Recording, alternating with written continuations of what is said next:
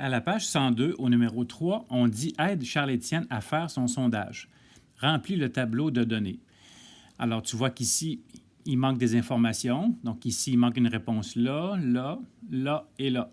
Je te rappelle qu'à chaque fois qu'il y a un X, ça veut dire qu'il y a un élève qui a choisi jouer d'un instrument. Donc, tu vas savoir combien d'élèves au total ont choisi cette réponse-là et tu écris le nombre ici. Donc, pour les autres, bien, tu peux compléter à l'aide des indices. B, ça dit, selon toi, quelles questions Charles-Étienne a-t-il posées pour obtenir ses réponses? Je te rappelle qu'il y a un indice dans le tableau et l'indice est dans le titre. Ça va t'aider à savoir quelles questions Charles-Étienne a posées. Et dans C, ça dit, remplis le diagramme à pictogramme.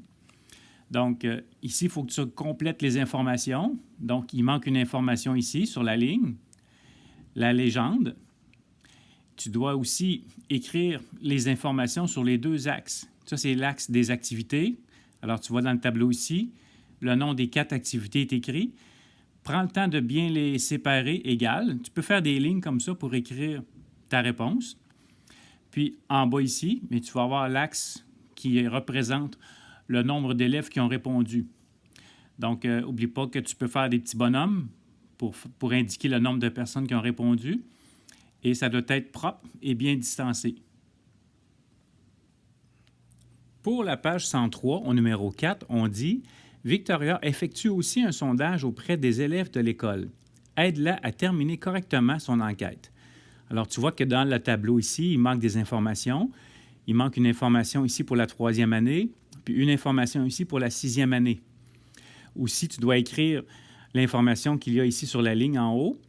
Et si on regarde l'axe horizontal, on a déjà la réponse, c'est les années scolaires. Donc, les années scolaires vont aller ici. Les années scolaires, c'est de 1e à 6e année. Toi, tu dois ajouter l'information qui est sur l'axe vertical. Donc, l'axe vertical, ici, ça représente le nombre d'élèves qui ont répondu. Et n'oublie pas ici d'écrire la réponse pour la légende. Donc, ce symbole-là, ça vaut combien?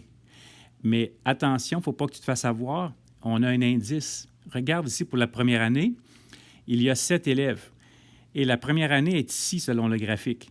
Donc, si ça donne 7, combien ça vaut le symbole qui est ici?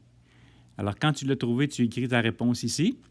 N'oublie pas de répondre à la question B aussi et de faire le défi en bas de la page.